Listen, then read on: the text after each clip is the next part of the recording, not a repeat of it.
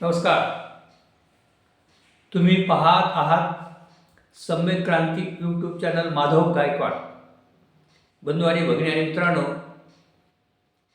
माननीय अ, प्रकाश आंबेडकर साहेब म्हणजे बाळासाहेब आंबेडकर यांच्या वंचित बहुजन आघाडीसोबत काँग्रेस पक्षाने मुंबईमध्ये युती जाहीर केलेली आहे. तर या अगोदर अनेकदा काँग्रेस पक्ष असेल किंवा उद्धव ठाकरे यांची शिवसेना असेल किंवा इतर पक्ष देखील असतील, ते माननीय प्रकाश आंबेडकर साहेबांच्या बरोबर वेगवेगळ्या होणाऱ्या निवडणुकीच्या अगोदर युतीची चर्चा करत असतात, त्यांना येऊन भेटत असतात आणि भारतीय जनता पार्टीला हरवण्यासाठी आपण एकत्र आलं पाहिजे. भारतीय जनता पार्टीला हरवण्यासाठी तुम्ही आम्हाला मदत केली पाहिजे.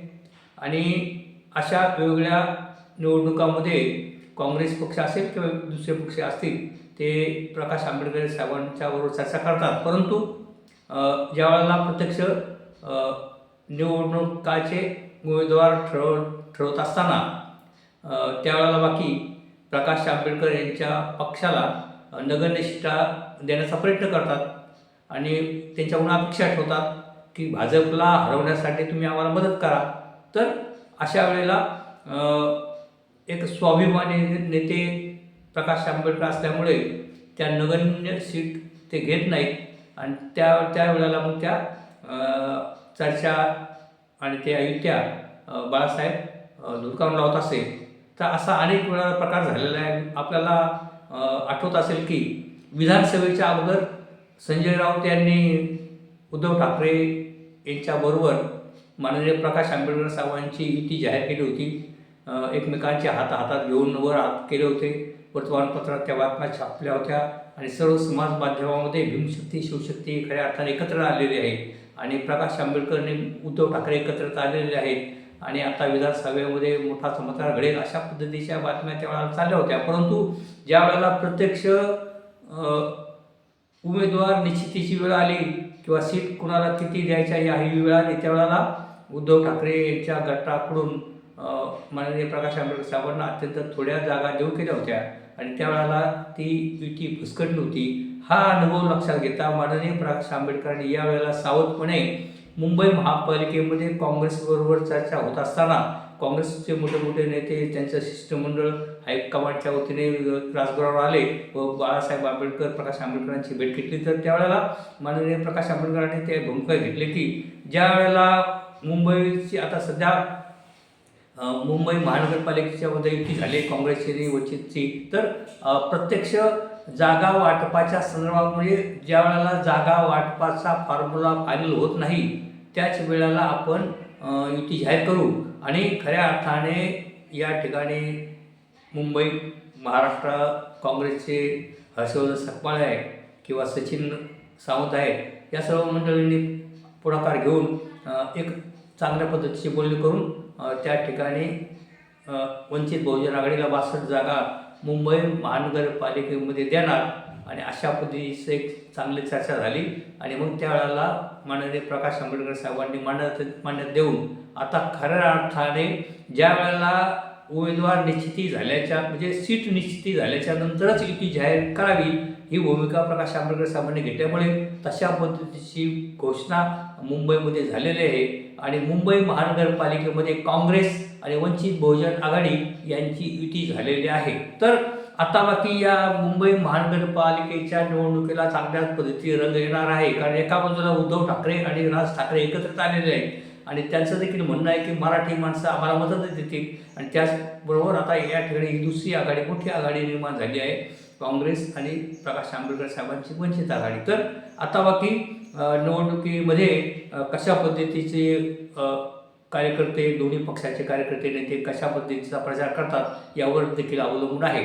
आता पहा, खरं म्हणजे या ठिकाणी अंजलीताई आंबेडकर या युतीच्या संदर्भामध्ये म्हणाल्या होत्या की भारतीय जनता पार्टीला हरवण्याची जबाबदारी एकट्या प्रकाश आंबेडकरांची आहे काय, अशा पद्धतीचे उद्गार माननीय अंजलीताई आंबेडकर यांनी काढले होते. कारण जर भारतीय जनता पार्टीला हरवायचं असेल तर सर्वच विरोधी पक्षांना एकमेकांचा सन्मान करून एकोप्याने निवडणुकीला सामोरं गेले तर भारतीय जनता पार्टीला हरवू शकतात.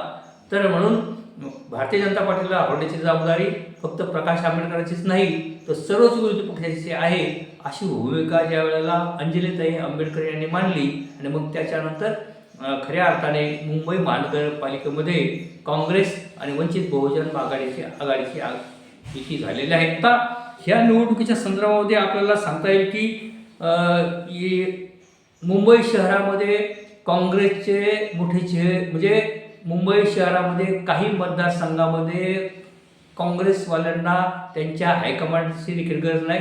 ते स्वतःच्या बळावर त्या भागामध्ये 10-15 आमदार सहज निवडून आणू शकतात. अशी जी नावं आहेत ती नावं अशी आहेत की वर्षा गायकवाड आहेत. वर्षा गायकवाड या खासदार आहेत, त्यांची बहीण आमदार आहे. आणि वर्षा गायकवाड यांचं धारावी मतदारसंघ असेल, विकुळचा भाग असेल, अशा अनेक भागामध्ये त्यांचं चांगलं वर्चस्व आहे. त्यांच्या वडिलापासून एकनाथ गायकवाड साहेबांपासून त्यांचं त्या ठिकाणी एक धारावी क्षेत्र असेल किंवा शिवसाईन असेल किंवा चेंबूर आणि इकडे अगदी विक्रोळीपर्यंत त्यांचा मोठा संपर्क आहे. आणि एक बहीण आमदार आहे, एक बहीण खासदार आहे. आणि अशा पद्धतीने आणि काँग्रेसच्या त्या अध्यक्ष आहेत. तेव्हा वर्षा गायकवाड यांचं त्या ठिकाणी प्राबल्य आहे. तर त्या वर्षा गायकवाड असतील किंवा त्यांची बहीण असेल तर त्या धारावी पट्ट्यामध्ये असेल, विक्रोळी पट्ट्यामध्ये असेल, अगदी विक्रोळीचा कन्नड नगर असेल, टागोर नगर असेल, पंतनगर असेल, या ठिकाणी वर्षा गायकवाडांचं एक वर्चस्व आहे, त्यांचा संपर्क आहे. तसंच धारावीमध्ये संपर्क आहे. तर त्या ठिकाणी असणाऱ्या वंचित बहुजन आघाडीच्या उमेदवारांना ते कशा पद्धतीने मदत करतात यावर देखील साऱ्या गोष्टी आहेत. आणि त्याचप्रमाणे वेगवेगळ्या मुंबईमध्ये असणाऱ्या काँग्रेसच्या उमेदवारांना वंचित बहुजन आघाडीचे उमेदवार वंचित बहुजन आघाडीचे कार्यकर्ते त्यांचा प्रचार कशा पद्धतीने करतात हे एवढ्या 4-5 दिवसामध्ये जर त्याचं थोडंसं क्लिअर होईल. आणि म्हणून वर्षा गायकवाड यांच्याबरोबर वंचित बहुजन आघाडीच्या नेत्यांनी कार्यकर्त्यांनी सामंजस्याने त्यांच्याशी चर्चा करून प्रचाराचं नियोजन ठरवलं पाहिजे. दुसरे नेते आहेत चंद्रकांत हांडोरे. चंद्रकांत हांडोरे हे अनेक वेळा चेंबूरमधून निवडून आलेले आहेत. अनेक वेळा ते नगरसेवक झाले, आता ते खासदार आहेत, आमदार झाले होते, मंत्री होते. एवढंच नाही तर त्यांच्या पत्नी संगीता हांडोरे या 4 वेळा निवडून नगरसेवक म्हणून निवडून आलेले आहेत. आणि चंद्रकांत हांडोरे अशी व्यक्ती आहे की ते एका दिवसाला कमीत कमी 500 ते 600 लोकांना भेटत असतात. त्याचप्रमाणे संगीता हांडोरे या देखील कमीत कमी 400 ते 300 लोकांना दरदिवस भेटत असतात. आणि मग त्या चेंबूरचा PL लोखंडी मार्ग असेल, पुढे लिंबोणी बाग असेल, मग पुढे अगदी अणुशक्तीनगरपर्यंत म्हणजे शिवाजीनगरपासून तर गोविंदीपासून तर मानखुर्दपासून अणुशक्तीनगरपासून तर या पुढे मग पांजरापूळ असेल, मग लाल डोंगर असेल, सिद्धार्थ कॉलनी असेल, ह्या ठिकाणी चंद्रकांत हांडोरे यांचं वैयक्तिक प्रचंड संबंध आहेत. हजारो कुटुंबियांशी त्यांचे वैयक्तिक संबंध आहेत. आणि हजारो कुटुंबियांच्या घरी हे चंद्रकांत हांडोरे आणि संगीता हांडोरे गेलेले आहेत. आणि त्यांचा त्या ठिकाणी दांडगा परिचय आणि त्यांचा दांडगा संपर्क असल्यामुळे त्या भागामध्ये असणाऱ्या वंचित बहुजन आघाडीच्या उमेदवारांना कशा पद्धतीने ते मदत करतात यावर बहुतेक गोष्टी अवलंबून राहतील. आणि त्याचप्रमाणे चंद्रकांत हांडोरेंच्या माध्यमातून त्यांचे काही त्या वेगवेगळ्या मुंबईच्या म्हणजे ईशान्य मुंबईमध्ये त्यांचे जे उमेदवार आहेत त्या उमेदवारांना वंचित बहुजन आघाडीचे कार्यकर्ते कशा पद्धतीचा प्रचार करतात यावर साऱ्या गोष्टी अवलंबून राहणार आहेत. म्हणजे या 10-15 सीटा या हमखास सीटा येणाऱ्या आहेत. म्हणजे धारावीपासून तर कन्नड नगर आणि इकडे चेंबूरचा संपूर्ण भाग असेल, ही 2 माणसं म्हणजे वर्षा गायकवाड, चंद्रकांत हांडोरे, संगीता हांडोरे ही माणसं 10-15 सीट त्या ठिकाणी निवडून आणू शकतात. तर आता प्रसंग असा आहे की वंचित बहुजन आघाडीच्या कार्यकर्त्यांनी आपला युग बाजूला ठेवून चंद्रकांत हांडोरे, संगीता हांडोरे किंवा वर्षा गायकवाड किंवा त्यांची बहीण यांच्याबरोबर संपर्क आखून त्या भागामध्ये त्यांना बरोबर घेऊन प्रचार करणं गरजेचं आहे. तरच दोन्ही पक्षाचे नगरसेवक निवडून येऊ शकतात. आणि तशा पद्धतीने निश्चितपणे वंचित बहुजन आघाडीचे कार्यकर्ते प्रयत्न करतील असे वाटते. तर दुसरे मग पुढे काँग्रेसच्या संदर्भामध्ये बोलायचं झालं तर मग भाई जगताप आहेत. भाई जगताप मग ते खेरवाडी तिकडे बांद्रा आणि त्या भागामध्ये भाई जगतापाची कामगार त्यांच्या युनियन आहेत आणि त्यांचं त्या भागामध्ये प्रश्न आहे. त्या भागात देखील त्यांचा भाई जगतापच्या माध्यमातून देखील उपयोग होऊ शकतो. त्यांनाही बरोबर घेऊन प्रचाराचे रूपरेखा आखावी लागेल.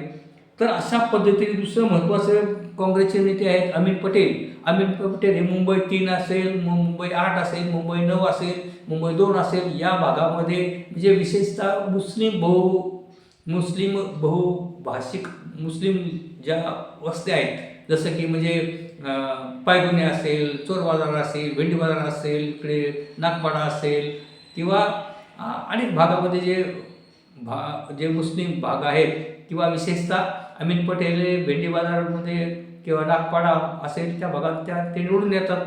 तर अशा पद्धतीने त्या भागामध्ये जर वंचित बहुजन आघाडीला काही सीट सोडल्या असतील तर त्या ठिकाणी अमीन पटेल यांच्याशी संपर्क साधून त्यांना बरोबर घेऊन त्या ठिकाणी प्रचार करणं गरजेचं भासणार आहे. तेव्हा वंचित बहुजन आघाडीच्या कार्यकर्त्यांनी अमीन पटेल यांच्याशी देखील संपर्क साधून तशा पद्धतीचं प्रचाराचं नियोजन आखलं पाहिजे. तरच दोन्ही पक्षाचे उमेदवार निवडून येतील. बंधूंनो भगिनींनो, प्रश्न असा असतो की ज्या भागामध्ये त्या नेत्याचं प्रश्न आहे आणि ते सातत्याने त्या भागातून निवडून येतात आणि त्यांचा स्वतःचा संपर्क त्या मतदारसंघामध्ये आहेत आणि ते लोक त्यांच्या हायकमांडमुळे ते निवडून येत नाहीत. हायकमांड येणार, मोठे वरिष्ठ नेते येणार आणि ते भाषण करून जाणार, मग ते निवडून येणार, असं प्रकार नाही. तर ते स्वतःच्या बळावर स्वतःच्या जनसंपर्कामुळे निवडून येतात. अशी जी मंडळी आहेत त्याच्यामध्ये चंद्रकांत धानोरे, वर्षा गायकवाड आहेत, अमीन पटेल आहेत, म्हणजे भाई जगताप आहेत.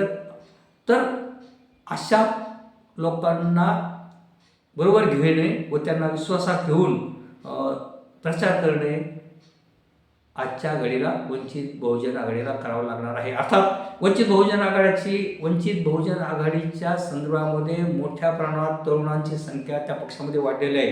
सुजाता आंबेडकरांच्या नेतृत्वामुळे वंचित बहुजन आघाडीमध्ये तरुणांची संख्या वाढलेली आहे. तरुणींची संख्या वाढलेली आहे. मोठ्या प्रमाणात प्रकाश आंबेडकर साहेबांच्या पक्षाकडे लोकांचा ओढ वाढलेला आहे आणि हा फायदा निश्चितपणे वंचित बहुजन आघाडीला होणार आहे. अर्थात या ठिकाणी एक वंचित बहुजन आघाडीचे जे कार्यकर्ते, मुंबईमध्ये जे कार्यकर्ते आहेत, त्यांचा एक प्रचंड असा मोठा चेहरा म्हणता येणार नाही, कारण त्या मतदारसंघामध्ये त्यांचं काही काम असेल, परंतु एक मोठा चेहरा म्हणून असं त्यांना म्हणता नाही. तर त्यांचा चेहरा म्हणजे डायरेक्ट माननीय प्रकाश आंबेडकर आहेत किंवा त्यांचा चेहरा डायरेक्ट सुजाता आंबेडकर साहेब आहेत. तर वंचितच्या मुंबईचे पदाधिकारी असतील, त्यांची भिस्त ही माननीय प्रकाश आंबेडकर व माननीय सुजाता आंबेडकर, माननीय अंजलीताई आंबेडकर यांच्यावर असणार आहे आणि त्यांच्या माध्यमातून प्रचार ते करतील. ही चांगली गोष्ट आहे आणि तशा पद्धतीचा त्यांना फायदा देखील होईल. परंतु या ठिकाणी मी जीवरील नाव घेतलेले आहेत, त्यांच्याशी बाकी चांगला संबंध ठेवला तर बऱ्यापैकी दोन्ही पक्षाचे लोक निवडून येतील. त्या ठिकाणी असं समजण्यात आलेलं आहे की राष्ट्रीय समाज पार्टीचे महादेव जानकर यांची देखील काँग्रेसबरोबर युती झालेली आहे. या महादेव जानकरचं देखील मानखुर्द एरिया असेल, गोंडी एरिया असेल, अगदी अणुशक्ती नगर, ट्रॉम्बे एरिया असेल, या ठिकाणी या महादेव जानकरांचा धनगर समाज मोठ्या प्रमाणात आहे आणि या धनगर समाजाचा महादेव जानकरशी चांगला संबंध आहे आणि महादेव जानकर यांचं मानखुर्द असेल, गोंडी असेल, ट्रॉम्बे असेल, अणुशक्तीनगर असेल, त्या ठिकाणी महादेव जानकरांचा चांगला संपर्क आहे आणि त्या ठिकाणी देखील त्या महादेव जानकरांना देखील काही सीट सुटण्याची शक्यता आहे. तेव्हा महादेव जानकरांच्या उमेदवारांना निवडून आणण्याची जबाबदारी देखील वंचित बहुजन आघाडी घेतली पाहिजे आणि महादेव जानकरांचे काही त्या ठिकाणी उमेदवार जर असतील थोडेफार तर त्यांना निवडून आणण्याची जबाबदारी काँग्रेसने देखील घेतली पाहिजे आणि वंचित बहुजन आघाडीला महादेव जानकरांनी देखील मदत केली पाहिजे. तर महादेव जानकर असतील, चंद्रकांत धानोरे असतील, वर्षा गायकवाड असतील, भाई जगताप असतील, अमीन पटेल असतील, या सर्वांनी आणि वंचित बहुजन आघाडीचे कार्यकर्ते असतील यांनी जर योग्यपणे प्रचार केला तर निश्चितपणे या महानगरपालिकेमध्ये एक काँग्रेस आणि वंचितची आघाडी चमत्कार करू शकेल असं वाटते. या ठिकाणी उद्धव ठाकरे, राज ठाकरे हे एकत्र चाललेले आहेत. ते म्हणतात की मराठी माणसं आम्हाला मतदान करणार. आता मराठी माणूस मुंबईमध्ये कमी प्रमाणात राहिलेला आहे. त्याची संख्या 40%, 38%, 40%च राहिलेत आणि सर्वच मराठी माणसं राज ठाकरे, उद्धव ठाकरेला मतं देतील असं नाही, तर काही मतं इतरांना देखील जाऊ शकतात. तर अशा पद्धतीची भूमिका या ठिकाणी वंचित बहुजन आघाडी घेऊन आलेली आहे आणि सर्व समाजाला, व्यापक समाजाला घेऊन वंचित बहुजन आघाडी प्रवास करत आहे आणि त्याचबरोबर काँग्रेस देखील प्रचार करत आहे. तर म्हणून आणि या ठिकाणी जर राज ठाकरे यांची युती उद्धव ठाकरेबरोबर झाली असल्यामुळे मराठी माणसं तर विभागली जाणार आहेत, परंतु उत्तर भारतीय असतील, बिहारी लोक असतील, हे बाकी राज ठाकरे, उद्धव ठाकरेंना मतदान करणार नाहीत. हे बाकी काळ्या दगडावरची रेघ आहे. कारण ती मतं, बहुतेक मतं ही जातील भाजपकडे, काही मतं जातील काँग्रेसकडे आणि परंतु या ठिकाणी बाकी मी हे सांगू शकतो की वंचित बहुजन आघाडीला किंवा काँग्रेसला मुस्लिम मतांचा फायदा होणार आहे. कारण मुस्लिम मतं ही विशेषतः मुस्लिम मतदार हा माननीय बाळासाहेब आंबेडकर यांच्याकडे आकृष्ट झालेला दिसत आहे. माननीय सुजाता आंबेडकर यांच्याकडे आकृष्ट झालेला दिसत आहे आणि त्याचप्रमाणे मुस्लिम मतदार हे पूर्वीपासूनच काँग्रेसला मतदान करणारे लोक आहेत आणि म्हणून मुस्लिम मतदार हे वंचित बहुजन आघाडीकडे कशा पद्धतीने वळतील, मुस्लिम मतदार हे काँग्रेसकडे कशा पद्धतीने वळतील याचं नियोजन करणं गरजेचं आहे. आणि विशेषतः या ठिकाणी जातीचा या ठिकाणी प्रश्न नाही, धर्माचा प्रश्न नाही, परंतु हे फॅक्ट आहे की ज्या अर्थी उद्धव ठाकरे, राज ठाकरे एकत्रित आले त्या अर्थी उत्तर भारतीयांची मतं किंवा बिहाऱ्यांची मतं किंवा परप्रांतीयांची मतं ही उद्धव ठाकरेला जाणार नाहीत. ती मतं बाकी वंचित बहुजन आघाडीकडे, काँग्रेसकडे पण येऊ शकतात आणि त्याचप्रमाणे मुस्लिम मतदान आहे जे उद्धव ठाकरेंना विधानसभेच्या वेळेला काही प्रमाणात, लोकसभेच्या वेळेला काही प्रमाणात झालं होतं, ते मतदान देखील वंचित बहुजन आघाडीकडे आणि काँग्रेसकडे वळू शकतं आणि याचा फायदा निश्चितपणे काँग्रेसला आणि वंचित बहुजन आघाडीला होत असतो. तेव्हा एक प्रचाराची रूपरेखा आपल्याला चांगल्या पद्धतीने म्हणजे या वंचित बहुजन आघाडीला आणि काँग्रेसवाल्यांना आखली तर निश्चितपणे मुंबई महानगरपालिकेमध्ये मोठा चमत्कार घडू शकतो. या ठिकाणी सांगावंसे वाटतं की सुजाता आंबेडकर यांच्या नेतृत्वामुळे एक तरुणांची मोठी फौजच, तरुणी युवक युवतींची मोठी फौज वंचितकडे जमा झालेली आहे. एक आपल्याला उदाहरण मी सांगू शकतो की इंग्लंडमधून एक मुलगा आहे, इंग्लंडमधून वंचित बहुजन आघाडीचा प्रचार करण्यासाठी व वंचित बहुजन आघाडीच्या उमेदवारांना मत देण्यासाठी जो इंग्लंडमध्ये नोकरी करणारा मुलगा आहे, राहुल गायकवाड नावाचा मुलगा आहे, तो इंग्लंडवरून त्याच्या व्यवसाय असेल किंवा त्याची नोकरीचा त्या ठिकाणी रजा घेऊन हे राहुल गायकवाड हे वंचितचा प्रचार करण्यासाठी हा तरुण मुलगा आहे, हा तरुण युवक आहे, तो इंग्लंडवरून वंचितचा प्रचार करण्यासाठी मुंबईमध्ये दाखल झालेला आहे. अशा पद्धतीचे असे शेकडो तरुण हे वंचितचा प्रचार करण्यासाठी पुढे आलेले आहेत. शिकले सवरलेले बुद्धिजीवी वर्ग हा वंचितच्या पाठीमागे उभा राहिलेला आहे आणि त्यामुळे ज्या संघटनेमध्ये, ज्या पक्षामध्ये तरुणांची संख्या जास्त आहे, ज्या पक्षामध्ये तरुणींची संख्या जास्त आहे, त्या पक्षाचं भवितव्य चांगलं आहे हे अनेकदा सिद्ध झालेलं आहे. आणि म्हणून या ठिकाणी एक तरुणांचा ओढा वंचित बहुजन आघाडीकडे असल्यामुळे या वेळेला बाकी मुंबई महानगरपालिका असेल किंवा वेगवेगळ्या महानगरपालिकांमध्ये देखील वंचित बहुजन आघाडी चांगल्या प्रकारे यश मिळवेल अशा पद्धतीची एक वातावरण निर्माण झालेलं आहे. तेव्हा मुंबई महानगरपालिकेमध्ये कशा पद्धतीचं मतदान होतं आहे आणि कोण बाजी मारतं आहे हे पाहणं बाकी मनोरंजक ठरणार आहे. तेव्हा तुम्ही बाकी मतदान करा, योग्य माणसाला मतदान करा, चांगल्या माणसाला मतदान करा, भ्रष्टाचारांना निवडून देऊ नका, धनिकांना निवडून देऊ नका आणि गोरगरिबाला निवडून द्या आणि छोट्या छोट्या पक्षाच्या उमेदवारांना निवडून द्या.